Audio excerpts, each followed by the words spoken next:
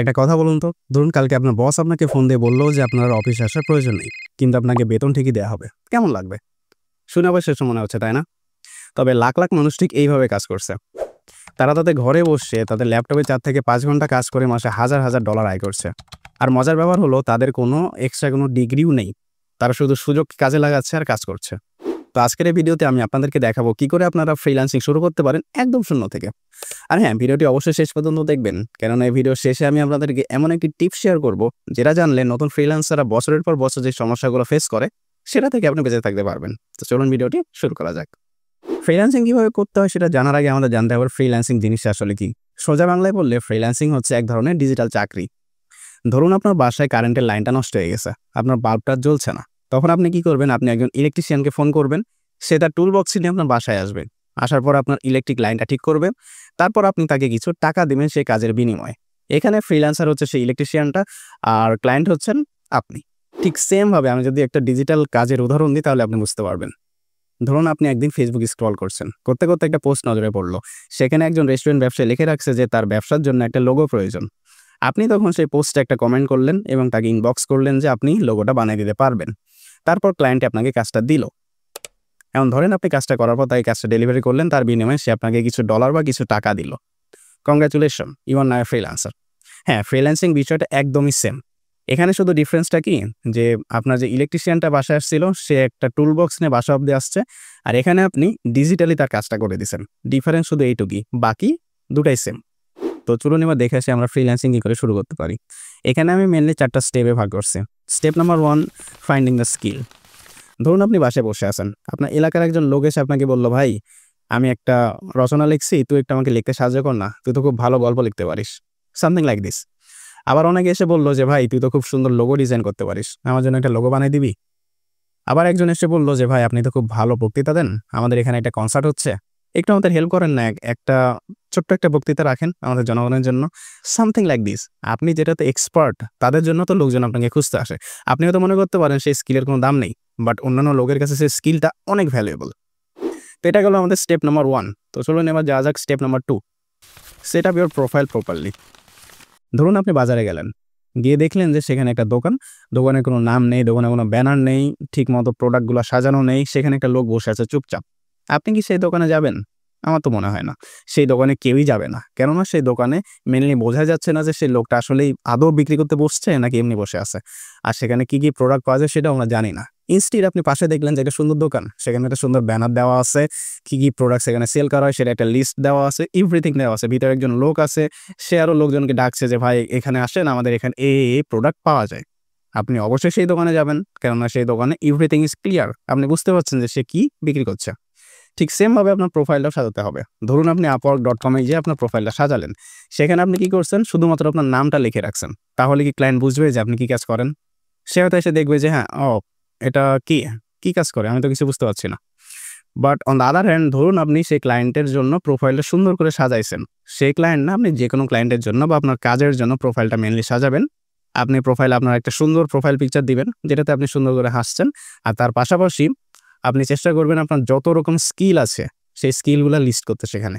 আর পাশাপাশি আপনি সুন্দর, সুন্দর ছোট্ট, ছোট্ট আপনার কাজগুলা সেখানে লিস্ট করে রাখবেন, যাতে করে ক্লায়েন্টরা আপনার প্রিভিয়াস কাজগুলা দেখতে পারে। এতে করে কি হবে? কেউ যখন আপনার প্রোফাইলটা ভিজিট করতে আসবে যে, ও আচ্ছা, এই লোকটা তাহলে লোগো ডিজাইন করে, দেখি তো কি, কি লোগো। সে দেখবে স্ক্রল করে। দেখার পর তার লোগোটা পছন্দ হলে সে আপনাকে কাজ দিবে। Very simple. Now let's move into step number 3, the most interesting part, finding the client. Suppose আপনি ফেসবুক স্ক্রল করতে, করতে দেখতে পেলেন যে একজন লোক লিখে রাখছে তার ব্যবসার জন্য 5টা প্রোডাক্ট আছে, সেই 5টা প্রোডাক্টের জন্য তার ডিসক্রিপশন লিখতে হবে। সে একজন লোক খুঁজছে। তখন আপনি দেখবেন যে সেখানে কমেন্টে বেশিরভাগ লোকজন লিখে রাখছে ইনবক্স মি। কিন্তু আপনি কি করবেন? আপনি ইনবক্স মি না লিখে তার প্রোডাক্টটি দেখবেন, তার ওয়েবসাইটে যাবেন, প্রোডাক্টগুলো ভালো মতো স্টাডি করবেন। ধরে নিলাম সে প্রোডাক্টটা ইয়ং জেনারেশনের জন্য জামা কাপড় বিক্রি করে। দেন আপনি তার কাছে আসবেন, এসে তাকে মেসেজ করবেন যে ভাই আমি আপনার ওয়েবসাইটটা দেখছি, আপনি মেনলি ইয়ং জেনারেশন নিয়ে কাজ করছেন। আমি ইয়ং জেনারেশনের জন্য সুন্দরভাবে তাদের মতো করে ডেসক্রিপশনটা লিখে দেবো, যাতে করে তারা পড়ে বুঝতে পারে প্রোডাক্টটা আসলে কি, ভালো না খারাপ ইত্যাদি। দেন আপনার প্রোডাক্টের সেলটা একদম দ্বিগুণ হয়ে যাবে, গ্যারান্টি। Something like this. তো এইভাবে যদি আপনি লিখতে পারেন, কাজটা অবশ্যই আপনি উইন করবেন। তো এটা গেল আমাদের step number 3। Now let's move into step number 4, doing the work properly. এখন মেনে নিলাম যে আপনি কাজটা পাইছেন, ধরলাম যে সেই লোকটা আপনাকে 5টা ডিসক্রিপশন লেখার জন্য দিছে। এখন আপনি কি করবেন, কাজটা প্রপারলি আপনার করতে হবে। আপনি মনে করবেন যে কাজটা ক্লায়েন্টের না, কাজটা আপনার নিজের। কারণ বাংলাদেশের মানুষজন কি করে, যে কোনো একটা কাজ যদি নিজের হয় সেটা খুব মনোযোগ দিয়ে করে, আর যদি অন্য কারো হয় তাহলে খুব একটা মনোযোগ দেয় না। তাই আপনার কি করতে হবে, কাজটাকে আপনার নিজের মনে করতে হবে। আপনি এতদিন যা শিখছেন, যত এক্সপিরিয়েন্স গ্যাদার করছেন, তার উপর ভিত্তি করে আপনার কাজটা করতে হবে। একদম সুন্দরভাবে আপনার বেস্ট দিয়ে আপনি কাজটা করবেন। করে কাজটা যখন আপনি ডেলিভারি করবেন, ক্লায়েন্ট খুশি হয়ে যাবে। ক্লায়েন্ট খুশি হওয়ার পর আপনাকে 5 স্টার রিভিউ দিবে। আর এই রিভিউটা আপনাকে একটা বড় কাজ এনে দিতে সাহায্য করবে। কেননা আপনি যখন প্রথম কাজটা নেবেন, সেই কাজটা মোটেও কিন্তু খুব একটা বড় হবে না। সেখানে সে হয়তো আপনাকে $5 বা $10 এরকমই অফার করবে, আর বেশি দিবে না। কেননা আপনি কমপ্লিটলি নিউ। বাট সে যখন কাজ করার পর আপনাকে রিভিউটা দিবে, সেই রিভিউকে কাজে লাগিয়ে আপনি বড় বড় কাজ পেতে পারেন। এবার চলে যাই আমাদের সিক্রেট টিপসের দিকে, যেটা আমরা শুরুতে বলছিলাম। সিক্রেট টিপস হচ্ছে building the relation with the client. ধরুন আপনি সেই ডিসক্রিপশন লেখার কাজটা পাইছেন, লেখাটা আপনার শেষ, আপনি ডেলিভারি করে দিয়েছেন। তারপরে কি আপনার তার সাথে সম্পর্কটা শেষ? একদমই না। এটা করে যারা নতুন ফ্রিল্যান্সার, তারা ভুল করে, যে তারা মনে করে যে কাজটা শেষ, তার সাথে আমার সম্পর্ক শেষ, এখন আমি নতুন কাজ খুঁজি। না, মোটেও না। আপনি তাকে কাজটা ডেলিভারি করছেন, তারপর আপনার মেন কাজ হবে তার সাথে কনভারসেশনটা চালিয়ে যাওয়া। ধরুন আপনার কাজটা করা শেষ হয়েছে, তার 2 দিন, 5 দিন, 1 সপ্তাহ পর আপনি তাকে আরেকবার মেসেজ দিবেন যে তার ব্যবসার কি অবস্থা, সে কোনো সমস্যা ফেস করছে কিনা ইত্যাদি খবর নেবেন। দেন কি হবে, সে মনে করবে যে আপনি তার টিম মেম্বার, আপনি কোনো ফ্রিল্যান্সার না। সে আপনাকে নিজের টিম মেম্বার মনে করবে। এটার পর সে যখনই কোনো একটা প্রবলেমে পড়বে, সে আপনার কাছে শেয়ার করতে আসবে।